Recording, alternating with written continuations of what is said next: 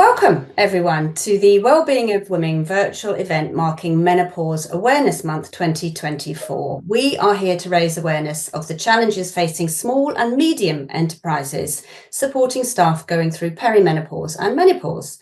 The event will offer practical solutions from businesses who have already built menopause-positive workplace and also from experts in the field. We're going to be marking the next phase of the Menopause Workplace Pledge as it celebrates 3 years of success and focuses on ways to support small and medium enterprises. The event will also launch the Wellbeing of Women Workplace Pledge toolkit for all staff working in SMEs, as well as an e-learning tool suitable for staff in organisations of all sizes. So I want to put it in context. There are 4 million 45 to 55-year-old women employed in the UK, with over 50s being the fastest growing sector. 8 out of 10 menopausal women are in work. So it's really important that we support them as they go through perimenopause and menopause. Now, women suffer many symptoms.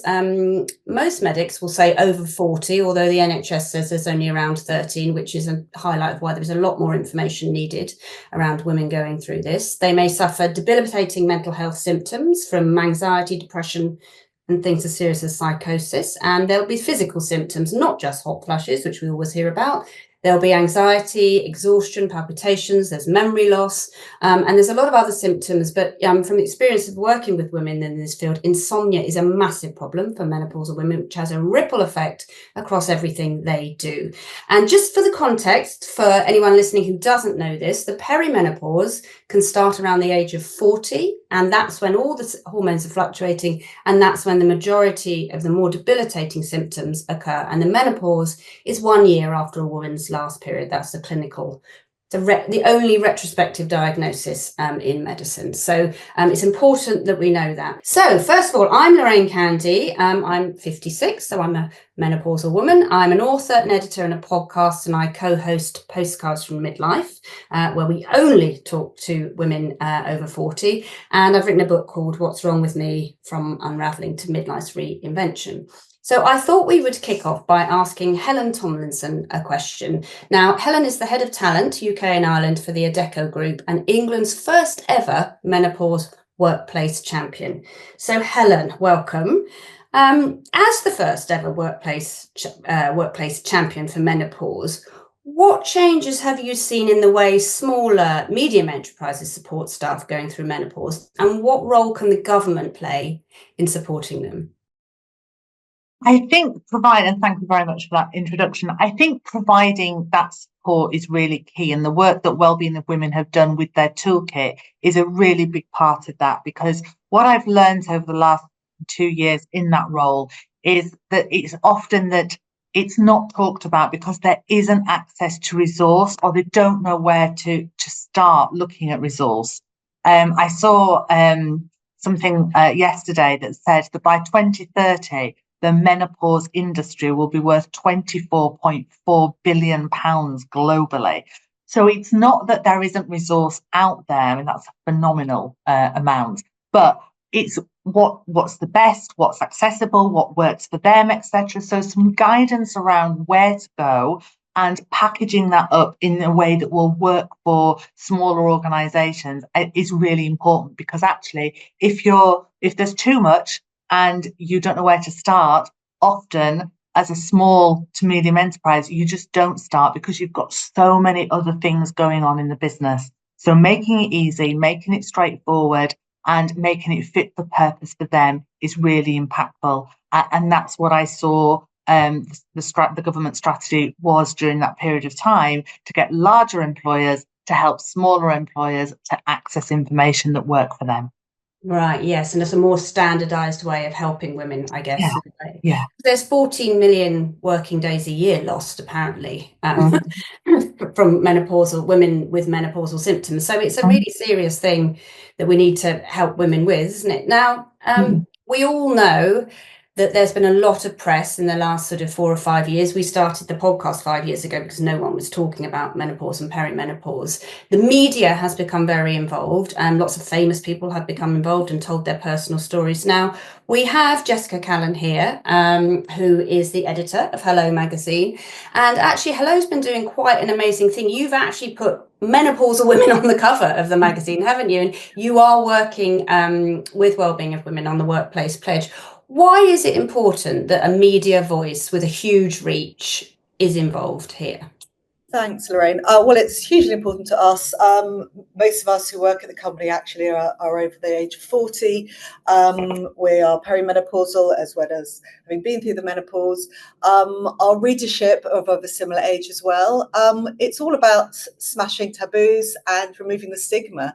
And we support Wellbeing of Women hugely. We're media partners with the charity. And we've got people like Davina McCall who've been on our cover. In fact, she's going to be in next week's magazine as well, for Monday's event, talking very openly about the challenges she's been through with it, and why it's so important to have the Menopause Workplace Pledge, shining a spotlight on it, normalising conversations. We can't deny as women what our bodies and brains are going through. So it's changed beyond all recognition how we cover this. Both my parents worked in the media, and I don't remember my mother ever talking about it at home or indeed even at work. And now actually we have quite a balanced workforce and ages here in the office, but we all talk about it openly at our desks, whether it's someone asking for a fan or me asking for the aircon to come down, because I'm quite rare in that way. But also, we absolutely love the fact that celebrities have gone, do you know what, that's enough. Let's talk, let's smash these taboos. Let's talk about what we're going through. When I've got brain fog, feeling, problems with, sex drive, all those sorts of issues. And it's so normalised it. So it's so important that celebrities do talk about it, because we've talked about childbirth, we've talked about breastfeeding very openly, but now this does feel like it's one of the final taboos, and it's fantastic that it's being talked about it, and we hugely support that here at Hello, and we'll cover it every week if we can, in the magazine and online.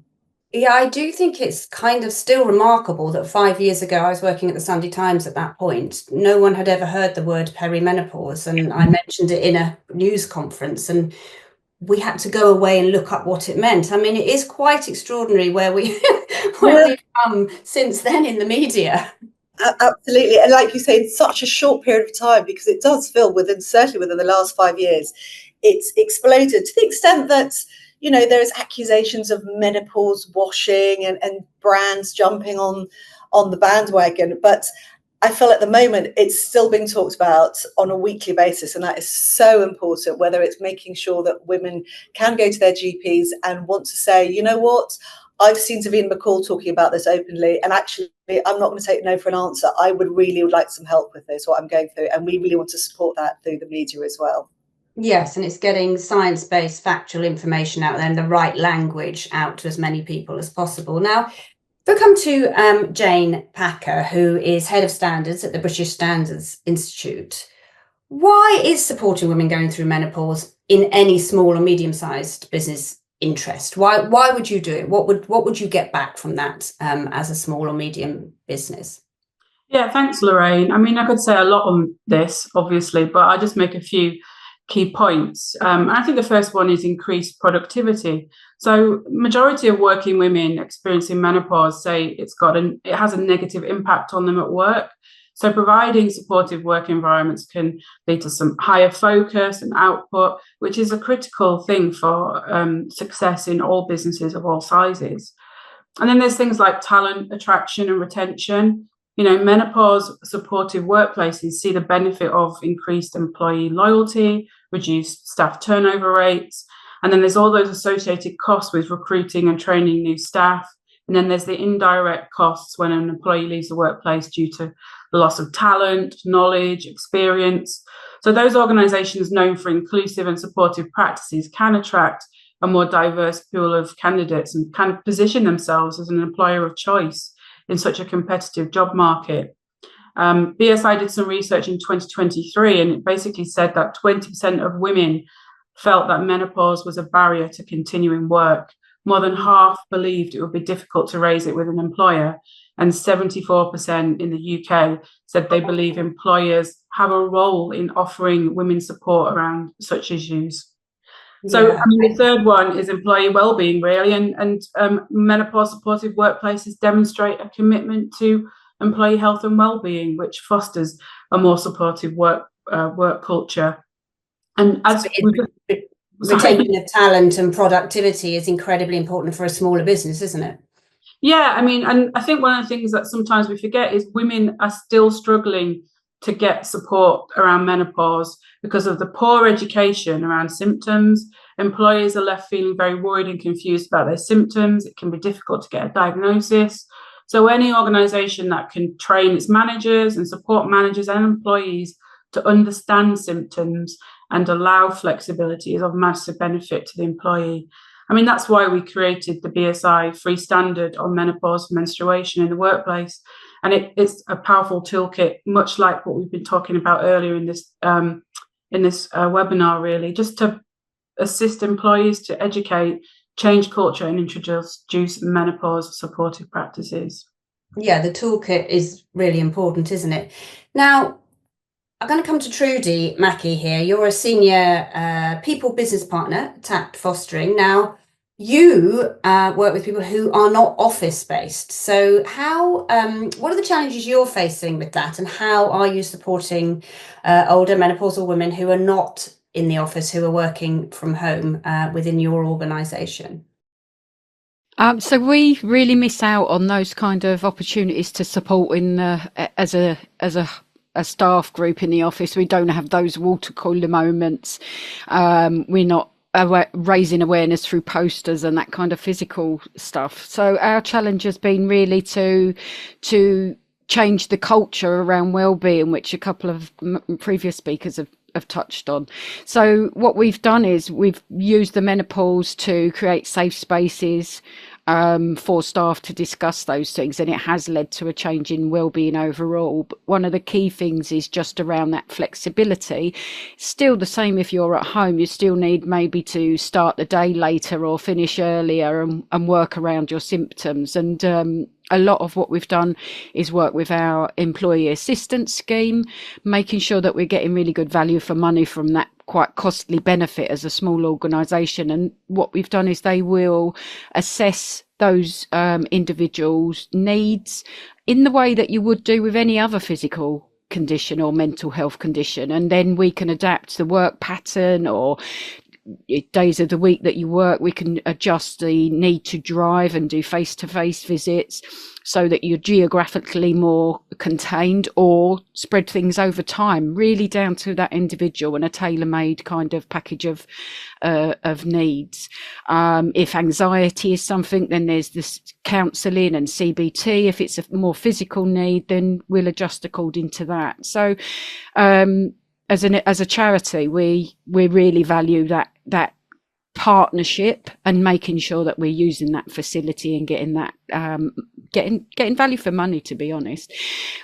Secondly, we've done a lot of work with managers, making conversations around the menopause not having to be courageous conversations. They shouldn't have to be courageous. They should be the norm. So we've done a lot of work with our L&D business partner. We use examples of perimenopausal symptoms in our training materials, our development materials, not just for current managers, but also aspiring managers and leaders. And we also do the practical stuff. You know, we will do desk fans if that's what somebody still needs, but more often than not, we're supplying dashboard fans. What we've seen is a really strong ability to broaden the wellbeing discussion. So we're our last kind of areas of stigmatism are around men's health. We're finding our women and our female managers much more open to those discussions and much more comfortable. And what we struggle with is maybe focusing on men's health, who are less visible in our organisation, but at senior roles. And we're just embarking on methods to tackle that side of things, but it's cultural more than. Are more women coming forward though and talking about this, women who are working from home, because it is quite a difficult thing to bring into a workplace environment, but even more difficult if you're doing it from home, I should imagine. Have you seen an uptick in people talking about it? Absolutely. So one of the key things that we offer is a TACT will cover the cost of an appointment with a menopause nurse, a qualified menopause nurse.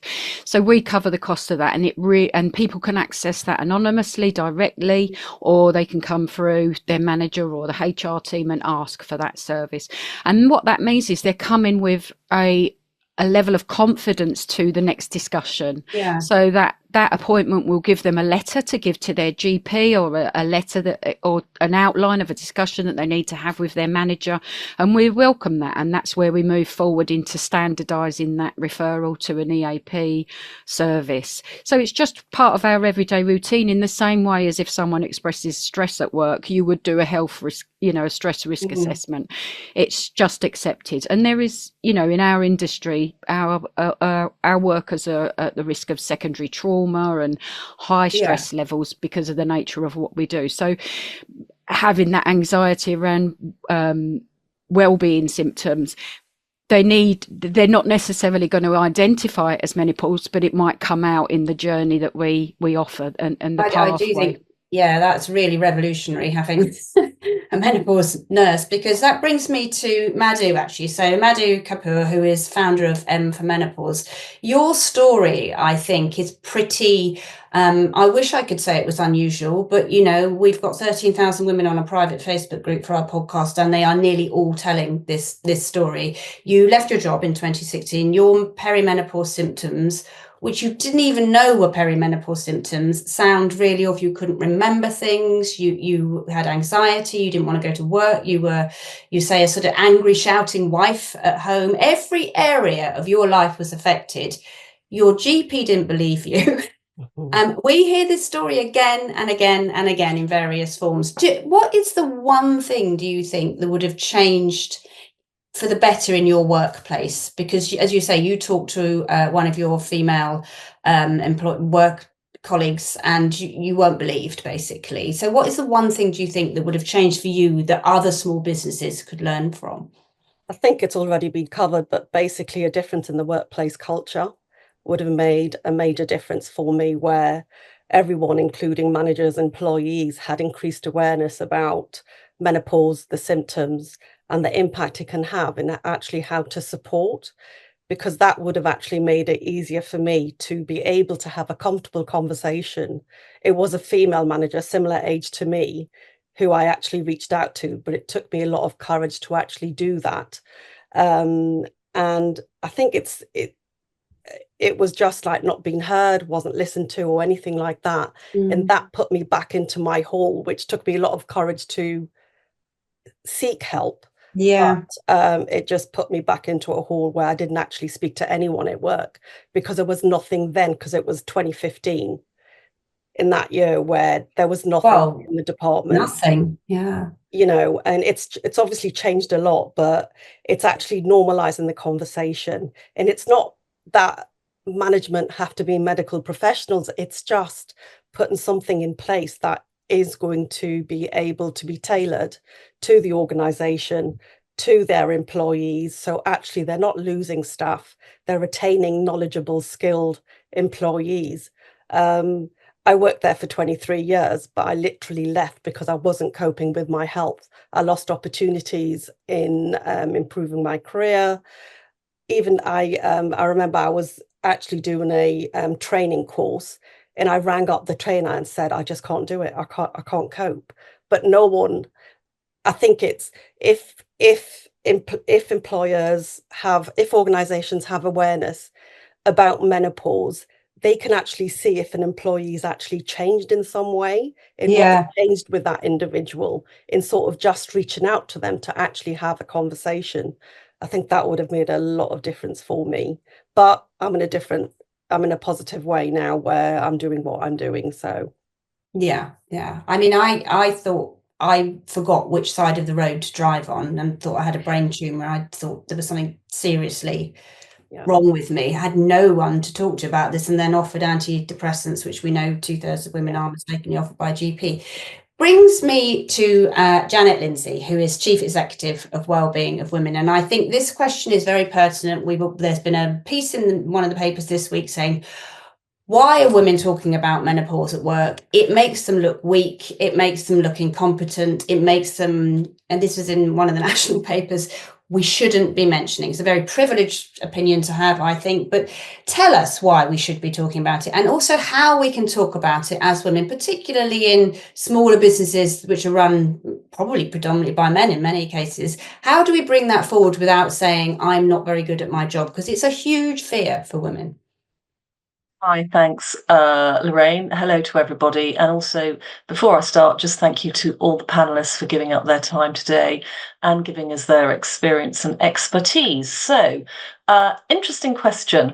I mean, I would say, how do we tackle stigma in the workplace? It is menopause, but it is across so many different things. I don't know if anybody heard Floella Benjamin this morning on the Today programme talking about miscarriage, baby loss, and saying that this happened to her 40 years ago, and she was working on the children's TV programme, and how she felt the subject was invisible, she was invisible, and she couldn't talk about it. And I think for so long, that is how menopause has felt for so many women.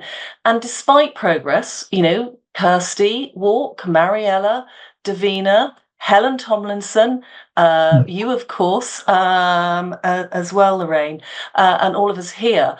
A report in 2022 found that less than a third of women said that they couldn't talk to anybody about their menopause symptoms. And just under 11% requested adjustments in the workplace due to their symptoms. So, why is that? Well, it's a private and personal matter. It can feel daunting. It can feel embarrassing. You don't know what the attitude is going to be, probably from other people within your company. You worry about confidentiality, fear of judgment, ageism, and the list goes on. And that's why we need to, really break down stigma. And we need to talk about this much more openly in the workplace, because once you start to talk about different issues, whatever they may be, they become normalized, and people stop worrying about what they might, how they might appear to people, and whether or not they're being judged, because they won't. But I would say that it's even harder for women from diverse communities as well, who we find are much less likely to talk about the menopause, and so suffer even more shame talking about it in the workplace. So we really do need to continue this education and raising awareness. And national campaigns to break down stigma around the menopause are really important. And that's whether or not it's from a celebrity ambassador like Davina, whether or not it's you, Lorraine, Helen, who I know is literally by the hour doing this. But, the government, we need charities, the media, we need workplaces themselves. And the crucial bit is that we need true cultural change. And that comes absolutely from the top. So that people realise that this is going to happen. But where it's difficult is, with small and medium businesses, because there are over 5.5 million of them, and they represent 99% of all businesses in the UK. And we've heard from a number of these small businesses who say that it is difficult for them to find the time, the resources, and all the rest of it. And that's why we are doing what we're doing at Wellbeing of Women. So there's a lot in there, I think, Lorraine. Yes, you're providing the toolkit, really. So you're trying to take the workload from the small businesses. Yeah. Now, I'm sure we're all women here, apart from Duncan.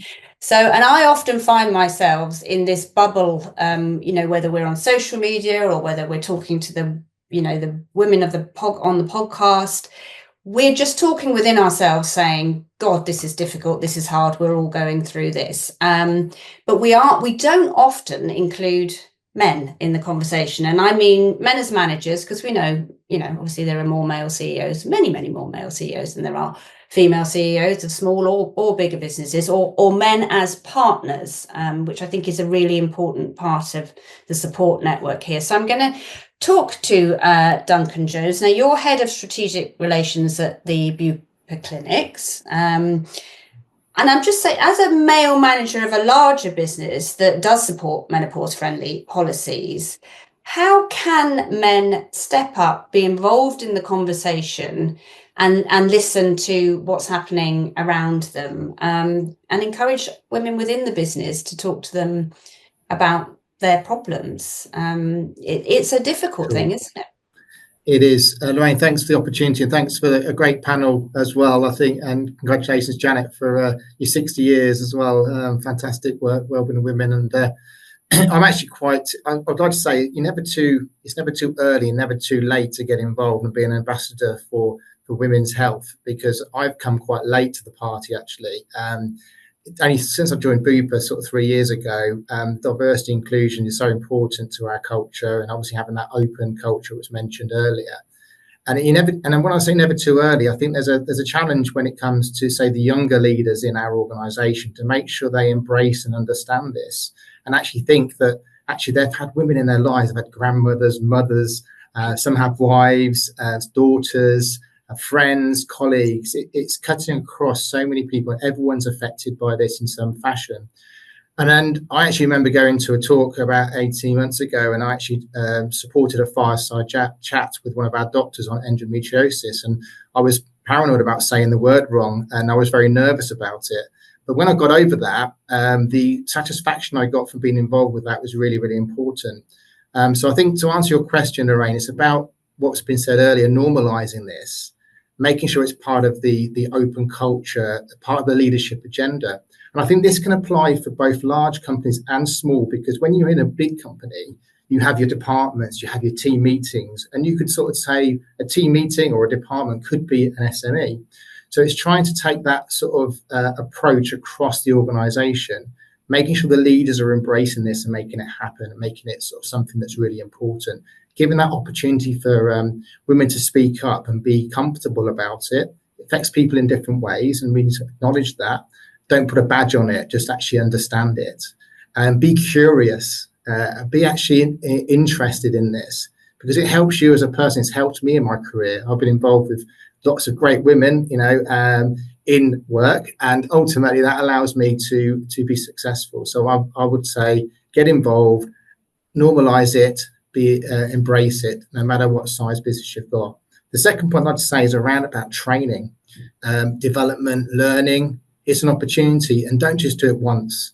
It's taken me probably 3 times to get the confidence to actually have this conversation and actually be there for women at work. And I think ultimately it's one-to-ones, it's team meetings, as I said earlier. It's actually making sure you embrace these national events, the days, the weeks, the months, but have that drumbeat all the time, because ultimately it won't go away.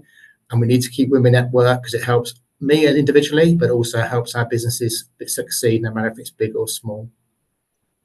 Helen, just bringing you in on that in terms of men in the workplace and the kind of listening to interact. What are you hearing as part of your role as a workplace champion? What are men telling you?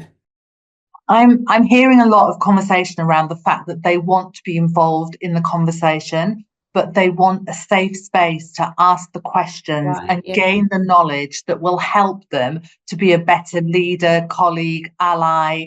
And a byproduct of that is probably a better husband, partner, son, father, whatever that looks like. So I've done a lot of work with large organisations, and often their leadership teams are very male dominated. We know that the gender pay gap won't be closed for another 45 years. And that's not so much about salary. It's more about more women in leadership positions, which means that board -1 tend to be very male dominated. But what they've asked for is the opportunity to have those sessions where they can ask questions and learn in a safe environment, because what they really fear is causing offence, saying the wrong thing, upsetting somebody, offending somebody. So actually giving that opportunity really helps to get the conversation moving and develop the conversation in the workplace. Yeah, I think that's important, isn't it? Making the space feel safe for men to talk about. Absolutely. And you just touched about leadership being so important in the conversation. And I talk a lot about the 4 pillars of cultural change in an organisation. And the first one is education. So providing that education at all levels, whether that be leader, manager, colleague, etc. That is the fundamental basic of starting the conversation. The second one is allyship. So making sure that you have strong allyship in place, whether that be through champions, networks, menopause cafes, etc. But the third one is lived experience and allowing people to share who are willing to their lived experience, which allows other people to normalize it internally, but then to speak up. And Janet and I were at a session last Monday where we were talking about language and using the right language, and not talking about period products, talking about periods, menstruation, as opposed to sanitary products, because sanitary naturally makes it sound like it's cleaning something up that's dirty. So terminology, words and phrases are really important in that normalization and getting people to talk about their lived experience to help others. And the final piece of it is absolutely leadership. So getting leadership involved in the conversation at the earliest opportunity helps to drive that cultural change through business. Yeah, I think that's really important. So, Janet, I guess sort of a final question before we start looking at some great questions here. What is next for the Menopause Workplace Pledge? And for anyone who doesn't know about the toolkit, explain the toolkit, because I think that's super, super important for SMEs. And how are we moving forward? What are the plans? Because it all feels like, we're ready to go, and the help and the support is there, and the advice is there, and the information is there. Great. Yes, thank you. So the Menopause Workplace Pledge, if you don't know, it's a 3-part pledge. So what we do with it is ask organisations to recognise that women in the workplace may need support when it comes to their menopause. It's talking about making sure that there is respect and open conversations. So that's the second part of the pledge. And the third part is about providing information and help for your staff. So we've got over 3,000 organisations already signed up, and we already have some great resources. But because of the figure I've just said, that there are 5.7 million small businesses out there, and they don't all have the same people within their organisation who can help with training and providing information when it comes to menopause. So what we've done is we have created a brilliant toolkit. It's already live on our website. So we've got some fact sheets which you can download if you want to and have around your business, or they're just there digitally. So it's menopause, why it's a priority in the workplace, giving people the business case. And I saw a question earlier in the chat about, how you can convince your managers. So I would, start with that. Second bit is talking about your menopause at work. Tips for bringing it up with your manager, because I think I went through those earlier. It is very difficult for people to do that, and it can be embarrassing for people. It might sort of make them feel that they are not able to talk about it. So there's some good tips there. Tips for managers. This is also very important. So if you're running a small business and you've got, 4 or 5 people there, and you've got several who might be of menopausal age, it gives you some real helpful tips about how to talk about it and really support your workforce. We've got something else called Managing Menopause Symptoms at Work. So lots of different ways that you can support your staff.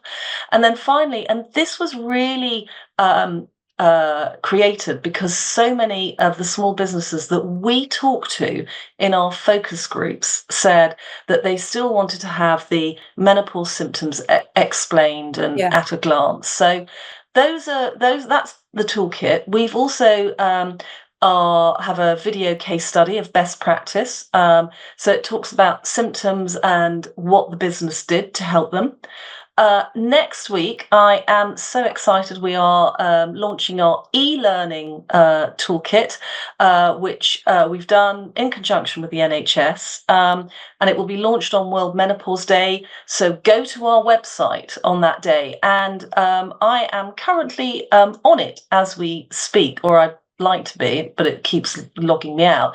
But basically, it is a training. It will train you through menopause symptoms and menopause in the workplace. And at the end of it, you will get a little certificate if you go through each stage. So I really think that is brilliant, absolutely free for people.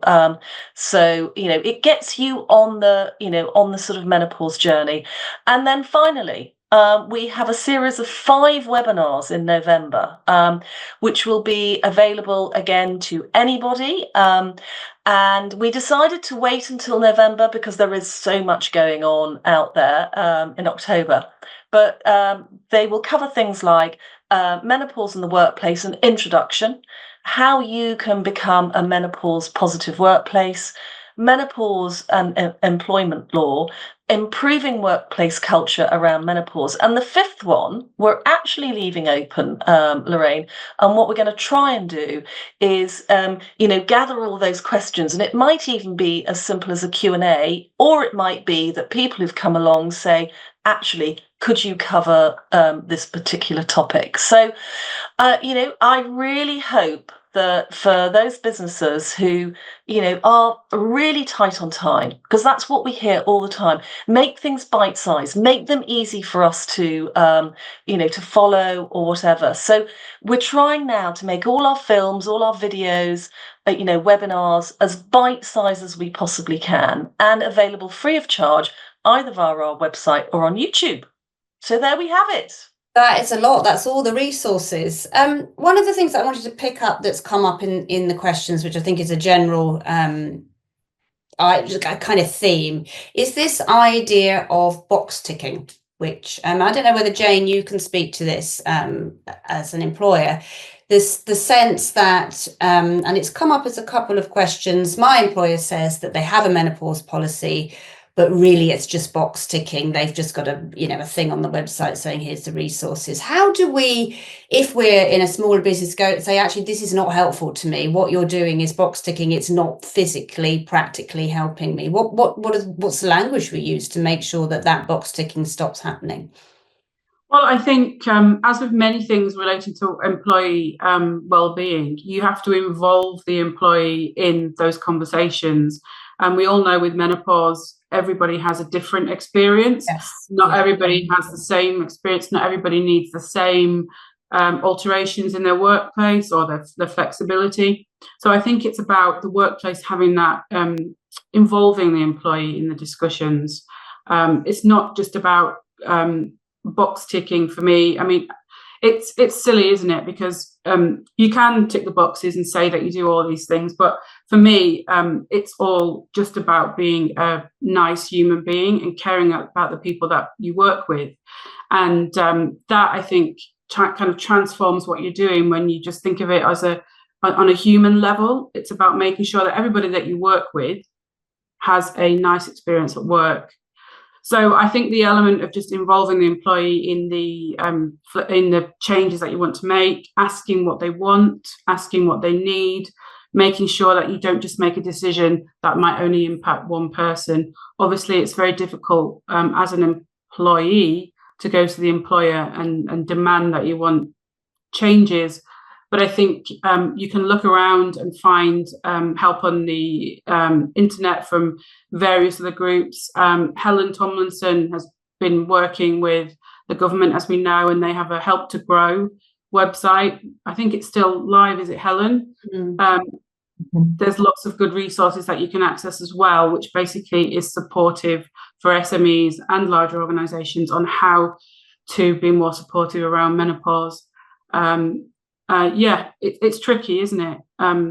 Yeah, well, I mean, you have to have the language yourself. I think one of the other things that's coming up, which is something I think is really important to address, I don't know, I think maybe Madhu, this is something that, you can speak to, it would have made a real difference, is there's a toolkit for dealing with workplace menopause and being able to come forward with it, but there's still quite, which is why it's so good to hear Trudy talk of a menopause nurse, quite a lack of medical help and being able to refer staff to specific medics who do believe you, because we do know not all GPs are good at supporting women around this. We hear this again and again on our podcast. Go to GP, you may be given antidepressants. There's so much going on during these midlife years anyway. It's not always menopause. And there's been various debates around HRT prescription this week. Would it have helped you to be able to go to a menopausal nurse, or for your company to have referred you to a medic who knew what they were talking about? Yes, definitely. Because I would have had someone listening to what I was actually saying, and I was actually heard. It would have definitely made a lot of difference for me, I would have said, because I would have stayed at work probably. I wouldn't have left. I would have felt supported.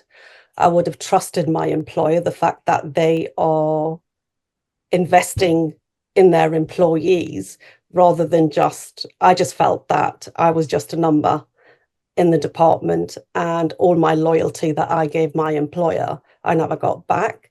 But if they had invested in that would have made a much more difference for me as well. And the other thing is, as Janet actually said, being a South Asian woman, for me, I was looking at all women at work thinking, why am I not coping and everyone else seems to be coping around me? What's wrong with me? I was actually going insane, not really opening up at work, when actually I was pretty vocal in the job that I was actually doing. But when it came to what was happening to me, I was staying silent, thinking that I'll overcome it, it'll go away. But it's not. Menopause can be really difficult for individuals. Each individual have a different journey, but not having that support made me still stay silent.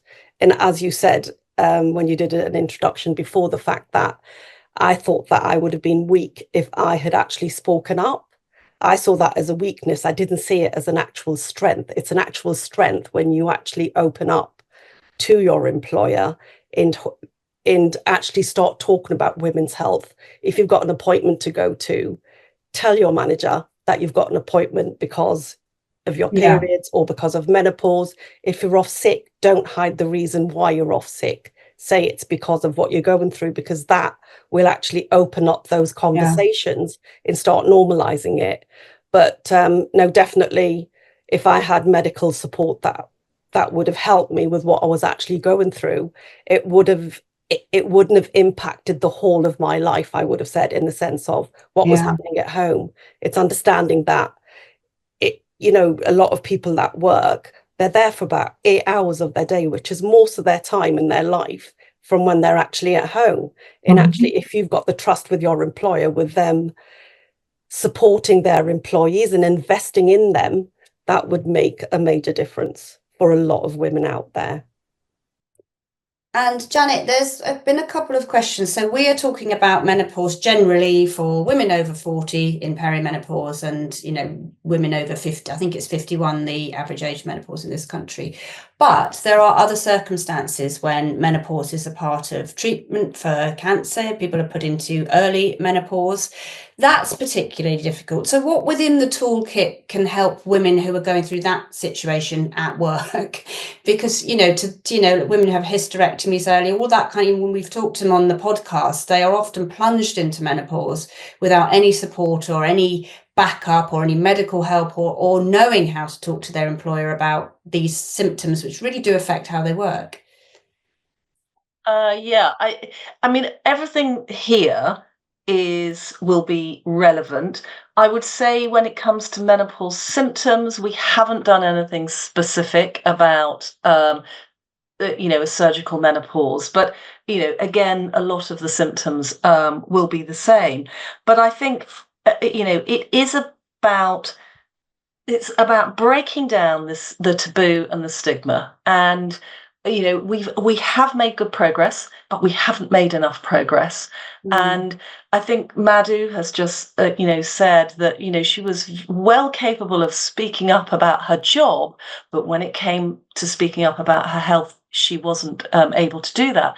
And I do think that is where we need to sort of put some focus now, is that we do need to give people an awful lot of support about feeling confident to talk to their managers, talk to their staff. Somebody I know mentioned a policy, and when we launched the Menopause Workplace Pledge, everybody said to me, do a policy. And the reason we didn't do that is because people have policies and they're fantastic because they spend a lot of time sort of working on them, but then they often sit on a shelf somewhere and they're not really brought into the whole culture of the organisation. So I think policies are great, but when you create a policy, you need to have a training around it for everybody. It's got to be part of it so that people can refer to it and know what they can and can't expect. There is no point just sending out a policy on an email, because it's like everything, we all think, oh yeah, I'll get to that another day, and it's always another day. So there's a lot more you need to do about that. But I really, do feel strongly that we've got to take away the negative attitudes. We've got to provide information. We're providing some here. There is a lot more out there, both on the government website, your own website, Lorraine, for postcards, and the British Menopause Society, Women's Health Concern, and lots more. But I'm afraid we simply can't do everything. We would love to be able to, but we try and do as much as we can. And I've noted that down. It's something that we need to think about. We're going to be launching a new film next week, actually, Lorraine, for our Let's Chat Menopause, and it's a discussion with Dame Kelly Holmes, the athlete, and Rosie Nixon. Really, really interesting discussion. I mean, we wanted to do several more, but we just haven't been able to. Again, it's for funding. So a shout out from me is, please do get involved in Wellbeing of Women, because the more money we raise, the more things, the more resources we can provide. And Helen, there is a question here on this kind of along the lines of the policy thought is, will menopause ever be protected as a characteristic and awareness training compulsory under the Safety Act? What are your thoughts around that, given you're working with the government on this? I honestly don't know, and I'm not in a position to say whether it will be or it won't be. But what I do think is, I just wanted to refer to Janet's earlier point about policy. And when I started this journey with the Adecco group, I launched a policy and I genuinely thought, job done, I've done a great thing, I've launched a policy. But actually, that's why I then went on to launch the 4 pillars of cultural change, which is a big part of what I talk to employers about, because actually a policy is, as Janet quite rightly said, just a piece of paper on a PDF or a PDF. And if you are doing those 4 pillars of cultural change, and you can see that in your business, you can see the education, you can see the allyship, you can see the lived experience and leadership buy-in, you should never need to invoke that policy, because you only go to the policy when you're not getting what you want from an organisation. So I did just want to touch on that, but I can't say either way, and I'm not in a position to comment on that, I'm afraid. A question for Duncan, which I think is really interesting, because we don't often hear from GP. I mean, we know the NHS is the biggest employer of women. It's just extraordinary. So this is a great question, actually. I'm a GP raising awareness for the past 7 years in menopause, after I found out that women were referred to mental health clinics. I do consultations. She's running a menopause cafe. And she's setting up a women's health hub. She's training other GPs. But what she says, which I think is why I'm asking you, Duncan, is the one thing I struggle with is getting male colleagues involved, as they keep saying that all I talk about is menopause. Now, that is something I hear, and that is something actually in a place of employment with more men than women that I've heard, well, we don't want to talk about menopause. You're not coming in to talk to me about menopause again, are you?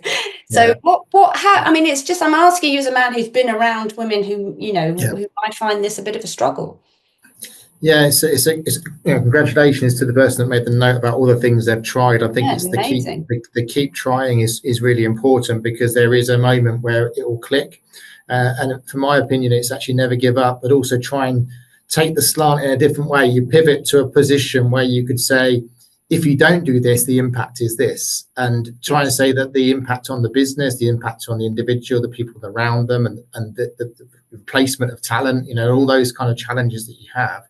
So maybe getting the psyche in a different way to say, actually, if you don't do this, these are the consequences. And at Bupa, we have most of our doctors, all our doctors are trained and have CPD in menopause, and actually providing a solution, on site within corporates or very close by is important. And so just to answer that question, but one thing I was just reflecting on when other people responded to other questions was around, someone was talking to me the other day when they said, which doctor do I go to in my local surgery? And the response that was given, which I found really enlightening, was talk to the reception team at the surgery, because they will know who probably is the strongest person or the right person, because you want to get to the right solution quickly. And you got to be brave, and maybe it's an open environment, so it's difficult, but maybe just thinking about outside the box and actually asking those questions. If it's important to you, it's important to them. So, yeah. And we always say to women when we're talking to the community that if you're living with, married to a man who runs a big business, talk to him about your menopause and perimenopause, so that when he goes into the organisation, he knows what is what's what, and he has the language around it. I think one of the other interesting things that's happened in the last 5 years with this raising awareness and this involvement of celebrities is the media that's got behind it and the media that hasn't. So Jessica, just out of interest, was it difficult to come up with a campaign? Did you feel like you were going against the grain a little bit as a very big glamorous magazine, a campaign supporting women go through menopause and actually talking about it very loudly on the cover? I think it all kind of coincides at the time that the conversation came out from, the dark and more into society. And as a company where the majority are female employees and employees, and most of us are over 40 as well, it was something we were naturally talking about at work.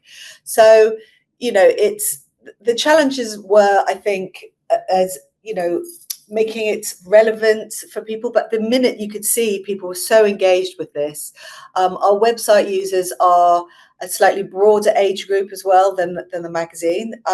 But it kind of trumps everything, the importance of this, I feel. And when you see feedback in terms of, say, for example, our sales figures, Davina McCall is hugely popular in this country. When she shines a light on a subject and such as this and bringing herself into it, I think that's what makes it really extraordinary when female celebrities talk about their own experience with things, because that's what makes it so relatable to women and to men, but to us as human beings. And once that started, we just felt it's an absolute no-brainer, because we were talking about it in our home life and at work, and then to see celebrities then chatting about it just seemed like, well, of course, that's exactly what we should be getting involved in. And we as a company certainly do help each other with this. We're about to launch a lunchtime series here for staff to talk. We've asked people to come up with their own subjects they would like talked about with experts. So we're starting with sleeping, of course, which is the number one, even the young employees who go through babies, to those of us who are having exactly that, later in life with our sleeping issues. But I think because it's all part of the conversation around us now, so much more than it's ever been, it's been much easier, I think, than expected, because thank goodness for so many female celebrities who have been willing to talk about it and get involved in it, and talking about their own experiences. And I think that's what makes it a difference. I think that's great. And I think just sort of to put it all in context, not every woman will suffer through their menopause and perimenopause. It isn't going to affect everybody in the same way. And, it's a difficult time in life. Lots of other things are happening at the same time. We know that sort of between the ages of 45 and 49 is the highest divorce rate in Britain. We know that's the ages that most women, if they take their lives, that's when they're going to take their lives. So we know it's a very difficult time all round, and that everyone will get a bespoke needs a bespoke response to what they're going through. But I thought we would end on a really positive note if we can. And I think, Helen, probably you can bring this. You must have heard some really great stories from women who've said, I got the support I needed. This has changed my life. I'm going to be even better at my job now. I'm twice as valuable as I was before. Because I think the other point to make about the second spring, as this is sometimes called, is once you've got everything, it really is a magnificent stage of life. You've got a bit more time if you've had children because they're older. You've got the energy back. Certainly, I was back in the room within a week after starting HRT, and you've got this kind of zest for life and the ability to set boundaries and be brilliant. What have you heard that's a really positive message to leave everybody with? I think probably one of the one that I share a lot is probably my own experience when I was going through perimenopause. One of my symptoms that is very rarely talked about, and I make a point of talking about it because it's not one that people necessarily like to. 44% of women struggle with extremely heavy and erratic periods. And I was one of those 44% of women. But this was back in 2014 when I had absolutely no idea why I was having them. But at that time I could work from home. So I worked from home, and it helped me manage my heavy and erratic periods. But what it didn't do was help me with my anxiety, my loss of confidence. I felt like I had to step back from my career. And that's why I called my strategy No Time to Step Back. Because actually, if you'd have asked me to stand up in front of an audience and talk, I couldn't have physically stood up through fear of not getting through without flooding, or I couldn't travel, I couldn't do anything.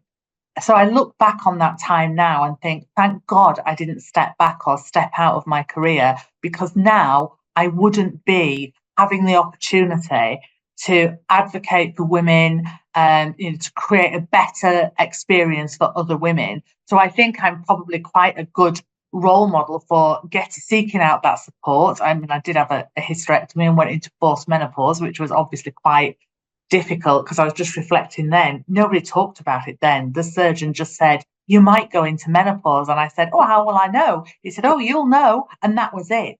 But now looking back on that time, I'm so grateful that I went through that, had that experience, but I'm now in a position where I can absolutely advocate for better experiences for other women. So I think I'm definitely having my second spring for sure. Oh, that is really great to know. Thank you, everybody who's been watching. Thank you, all the businesses that are listening to women. Thank you to everyone on the panel. And as Janet said, the toolkit is available. There's an e-learning kit. There's just so much stuff. There's the webinars coming up. Go onto the website. It's all there. And make sure that you are ready to support the women within your business, because we really are. We've really got quite a lot to offer at this stage of life. And thank you, everyone, for coming.